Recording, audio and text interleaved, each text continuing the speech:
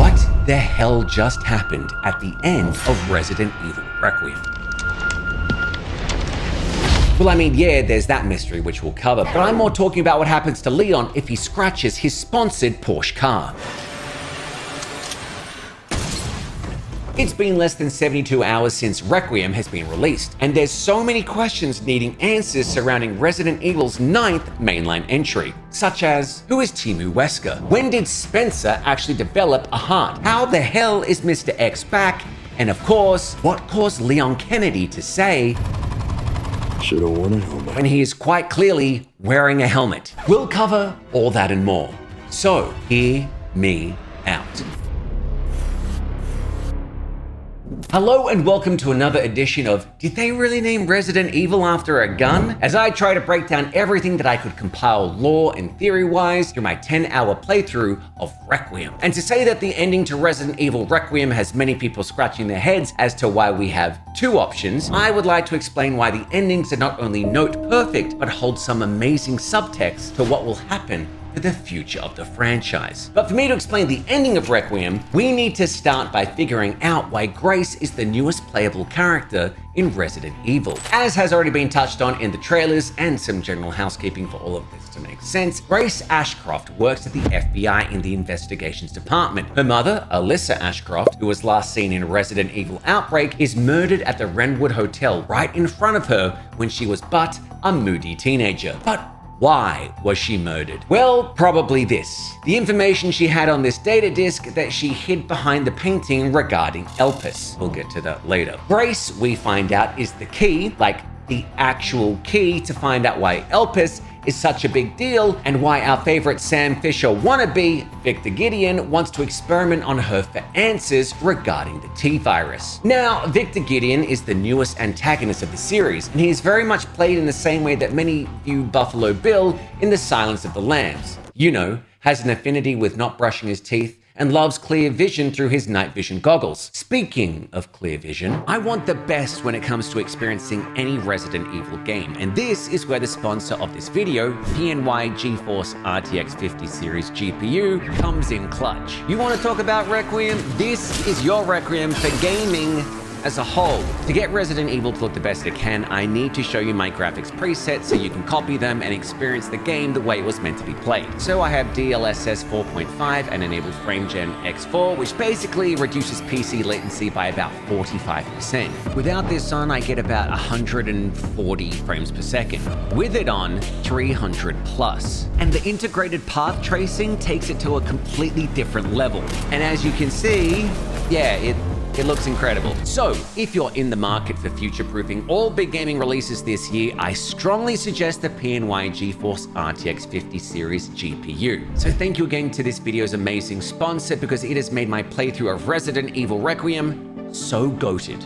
Back to the video. The most important thing you need to know about Victor is that he was a former researcher at Umbrella who specifically worked on the Tyrant project. You know, the bioweapons known as Nemesis and Mr. X, but they were killed. So I'm sure we'll never see them again. Oh yeah, right. And due to Umbrella being shut down by the US government, he began to work for the Connections, which is an international crime syndicate that sells bioweapons. And then you can see where this is heading. Because the zombies we see in this game are a little different from the franchise's other zombies for one particular reason.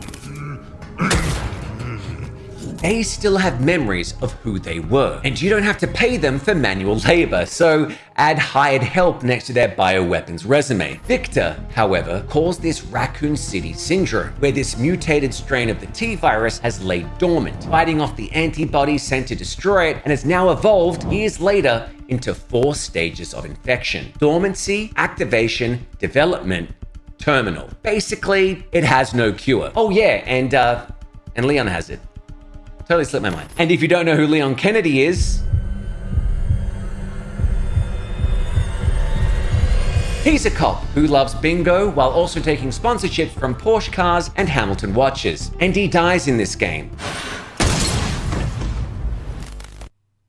Or does he? We'll get to that later. What's important to note now is that Requiem has kind of fused the game mechanics of RE4 with RE2 Remake while adding the history and lore of all other installments and hit the reset button. What do I mean by reset? Well, it's time to talk about the Ark. You see, for years, we've always thought that the US government dropped a nuke on Raccoon City to end the outbreak of the T-virus that was quite literally getting out of control. But we've learned in this game that it was all a lie and was a cover-up for something much bigger. The Ark is the umbrella facility that lies beneath Raccoon City and was only recently discovered thanks to Leon and Grace. It's a facility made by one of the creators of Umbrella, Ozwell E. Spencer, that was originally used for one main purpose: to develop and distribute Elpis. And the Connection Syndicate, alongside the US government, wanted Elpis. So as to eradicate any interest or surveillance in that area, they dropped the nuke,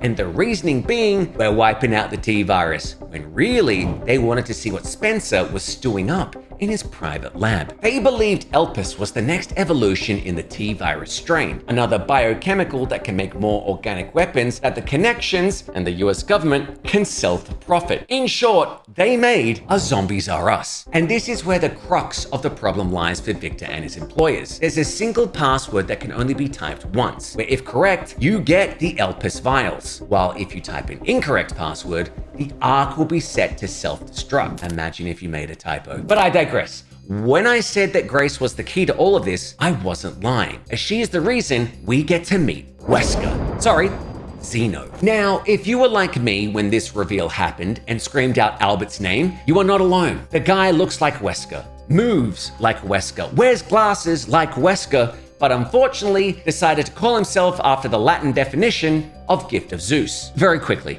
notice how he wears a cross as an earring? Is that because he's the second coming of Albert Wesker?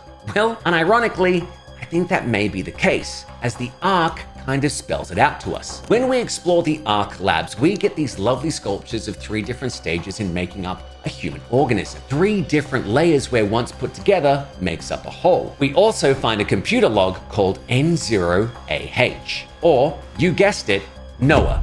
Yes, we find Noah in the Ark. We find Noah's Ark. Okay, you get it. I'll stop. Which means this Ark is used to shelter 2 of every creature, if we were to believe what the Bible preaches. This explains why Mr. X, or should I say the Tyrant, is back. For every variation created from the T-virus and other mutations, copies were made to make sure that if one failed, the other could live on, and also be copied for further use. And this makes a lot of sense because there's so many documents in-game sightings about pairs of experiments, especially when we're at the care center. Remember these 2 zombie women singing where if you kill them, it gives you the achievement Deadly Duet? How about these 2 overly obese zomboids patrolling the halls where there's this document saying they're brothers? Everything about this game is trying to replicate the motif of the double helix by giving us all the nostalgia of the previous games before going into its 10th chapter and starting fresh.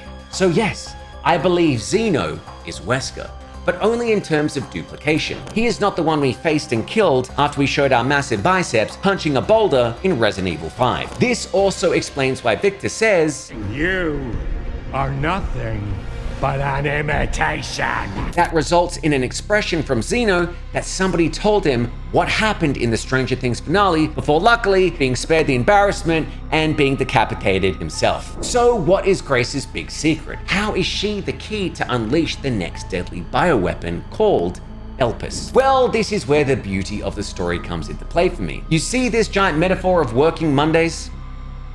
That is Grace. See this girl with cataracts over her eyes? That is also Grace. In fact, all these devil children at the orphanage that Ozwell E. Spencer opened back in the 60s are Grace. We have been hit with the fact that all these girls are clones of Grace Ashcroft. Grace is the original, and all these terrifying variants are Victor trying to recreate the key that Spencer talked about as they try to replicate Elpis through her DNA. One problem though, this. Is that one of your subjects? Of course not. She was alone in the world. I took her in to make amends. Is she perfectly normal? Just an average child needing a home. She is my hope. Grace is completely normal. Nothing special about her. She was an orphan that Spencer took in and Allison took over caring for. The reason none of the experiments are working and are turning out as these mutated abominations is because there's nothing genetically different about Grace to any other person. She is Spencer's requiem to the horror he unleashed on the world. The key to Grace is that she sees Elpis for what it truly is, hope, the actual Latin definition of the word. And that, in essence, is what Elpis is, an antivirus, a cure that makes everyone infected with the T-virus go back to their normal self. After some of the batshit lore that Ari has dropped over the 30 years with replicants, clones, and a soap opera plot that had the franchise on the verge of burial come Resident Evil 6, they gave the fans what they wanted. Nostalgic moments of the past with all the variants and characters we grew up to love and made us say goodbye to it all, so we can be prepared for a brand new story arc. See what I did there? In the 10th installment. And that, to me, is chef's kiss. What's even better is the ending even gives you the choice to end your Resident Evil journey right here. So if you don't want to move on from the past to what they have planned for the future, you can choose to actually destroy Elpis. You can choose to destroy the actual cure to 30 years of zombie storylines thanks to Umbrella, Tricell, and the connections, which results in ending one of the original protagonist's story and reason for living, Leon, by putting a bullet right between his eyes so you have a definitive ending where nothing changes since when it all started 30 years ago. Or you can give the cure to the world and have one last tyrant boss fight before handing the torch over to Grace for whatever comes next in a zombie-free world. But of course, this can't be the end. No, of course not. It's just a new page in the canon of lore, which leads us to the biggest mystery in the final post-credits scene, where unknown soldiers make their way to retrieve something that Chris Redfield's team wants for themselves, something that will shape the way for the next 10 games in the Resident Evil franchise. And yes, I know what it is. If we look back at our playthrough, we stumble upon, wait, is that f***ing tofu?